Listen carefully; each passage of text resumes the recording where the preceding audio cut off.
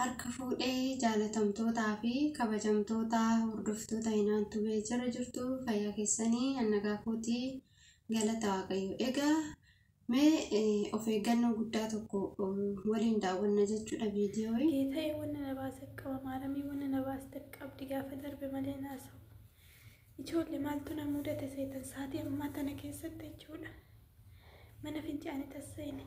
Mana fincaanii seenitan mucayyoon narratti balbalaan kwaakwaate nama jiran jedheen. Kaza ani bahee deeqa ishii caalle keessatti ani bahee ishii seente. Ishii seente maaltu ishii mudate.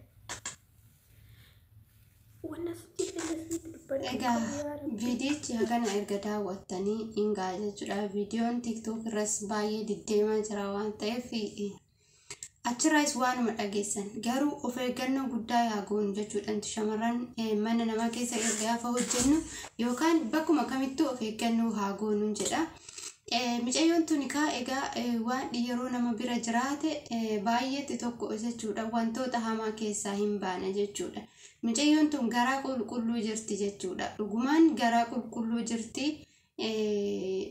kan ishiin baase jechuudha. Mucayyoo tana akkuma afaan ishiitirraa dhageessan bofatuyyuu mana keessa jira jette. Ishiin hin argine ani mana fincaanii keessa jechuudha. Ishiin mana fincaanii seentee fayyadamtee kaatee yeroo mucayyoon daa'imni jechuudha mana deebitee ammas shintibeetii san gaafa seentu bofni achitti qabate jette jechuudha. Bofni achitti qabate mucayyoo tani itti maramee iyyisiisee jette jechuudha. Kana waaqatu na baasee jechaa jirti jechuudha.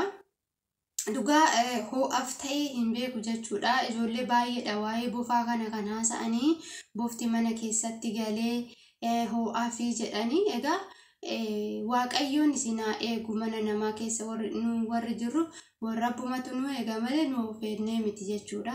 Egaa hamma dandeenyu nullee of eeggannoo haa goonu. Obboleettiin keenya kun hundumti keenyayyuu akka of eegnu akka irraa barannuudhaaf viidiyoo kana nuuf waraabde jechuudha.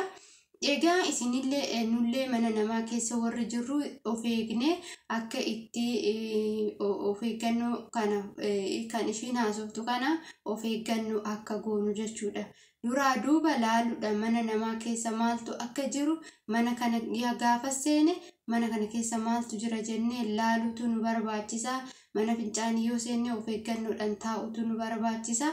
Dhugumatti waan baay'ee tokko nama gaddisiisudha jechuudha. Dhugaa osoo ishii ta'ee hoo akkam gooti. Garuu daa'ima isaanii waan taateef hospitaala fudhatanii yeruma san hospitaala geessan jette jechuudha. Kanaafuu hospitaala geessanii ishii osoo taatee hoo kara biyyaa galchuu jechuudha. Yookaan akkasumatti fuudhanii yookaan wantoota garaagaraa godhu jechuudha. Osoo ishii taatee jechuudha. Garuu ishii baasee waaqni illee jechuudha. Ishii baasee daa'imanni itti ol seenan daa'ima san bofti sun qabate jechuudha. Dhugaa baay'ee ulfaata. Dhugaa dubbachuun baay'ee ulfaatadha. Of eeggannoo haa goonu yeroo mana namaa keessa jirru. Barri bade dhugaa isaan in horsiifatulleedha. Isaan jechuudha manatti hin galfatulleedha. Ani nan arge waan ta'eef manatti hin galfatu jechuudha. Iddoo sanis bahuu danda'a hin beekamu jechuudha. Garuu akkanatti hin jira jedhee ishakku jechuudha. Anu amma fakkeenya ishakku amma namoonni yeroo haasa'an sobanatti fakkaata. Maaliif mana keessatti waan argee hin beekneef garuuti immoo iddoo itti isaan horsiifatanis jiru jechuudha. Akka daawwannoo akkasii waan akkasii bakka akkasiitti fidatanii waan xiqqoo takka keessa ol kaanii achuma keessa akka taa'u akka kan godhanis jiru jechuudha. Isaan akkasitti sin ol kaa'u achis bahee hin beekamu. Garuu immoo ho'aaf jedhee alaa ol gadee jedhan alli bosona yoo hin ta'ini bakka itti ol galuu hin qabu jechuudha. Bakka jiraatu hin qabu. Yeroo bosona ta'e biqiltuu garaagaraa yoo ta'e issee hin gala jechuudha. Amma iddoo kiyya kana keessa garuu biqiltuun hin jira. Shakkee hin beeku jechuudha. Takka illee shakkee hin beeku. Ammatti erga ijoolleen bofa arginee boftii mana fincaaniitti galeeraa of eeggadhaa gaafa jedhanirraa jalqabee jechuudha. of eeggannoon godha jedhee tanan yaada jechuudha. Yeroo tokko yeroo mana fincaanii seenu malee yaadadhu jechuudha. Kanaafuu of eeggannoo guddaa yaa goonu dhugaa hedduu nama gaddisiisa. Nama in ulfaata dhugaa in ulfaata jechuun akkamitti baay'ee ulfaata jechuudha. Inna amma dandeenya of eeggannoo yaa goonu yaadni illee na jalaa bade jechuudha.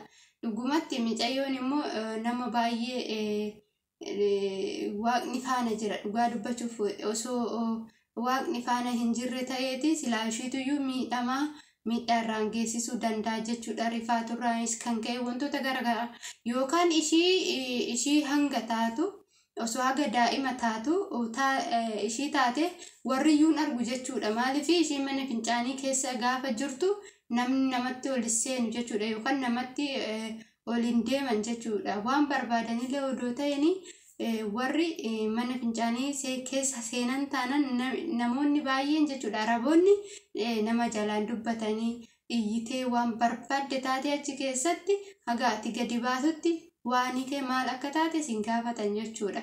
Kanaaf immoo ishiin yeroo sanitti osoo qaqqabaallee jette dubbachuus dhabuu dandeessi hin beekamu. Garuu rabbiin ishii baasee daa'imarra godhe jechuudha. Dhugaa waa baay'ee nama dinquudha. Kanaafuu of eeggannoo yaa goonu bakka jirrutti ho'as jedhaniiru. Garuu ho'atu garmalee hammaateedhaa fi wanti alaa manatti ol fiigaa kun sammunumayyuu darbee jira jechuudha. Ho'a kanallee rabbi nurraa yaa qannasiisu.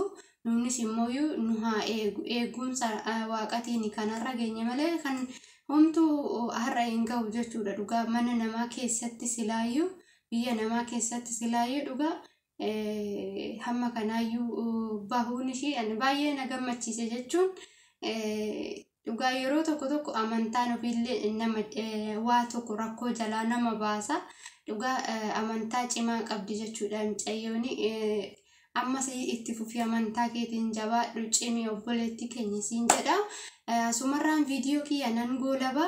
Yeroon dogoggore immoo dhiifama naa gochuu hin dagatina. Asumarraan immoo koomentii jalatti yaada qabdan naa barreessa. Ijoolleen mana namaa jirru ofaa eegnu yeroo mana isaanis qulqulleessinu yeroo kamiyyuu of eeggannoo godhuutu nu barbaachisa. Mana isaanii keessa wanni jiru nuti hin beeknu. Nuti kan dhaqneef hojiidhaa fi wanna mana isaanii keessa galu hin beeknu. Isaan garuu homaattuu hin lakkaan jechuudha. Jechuun isaan akka waan gammachuu wayiitii natti fakkaata jechuudha. Maaliif hin jaalatu bineensota kanneen adurree wantoota garaagaraa mana keessa ol kaawwachuu horsiisuu kana waan jaalataniif bineensota garaagaraa mana keessatti horsiisuu waan jaalataniif isaaniif homaa miti. Garuu hundi immoo of eeggannoo guddaa gochuu nu barbaada.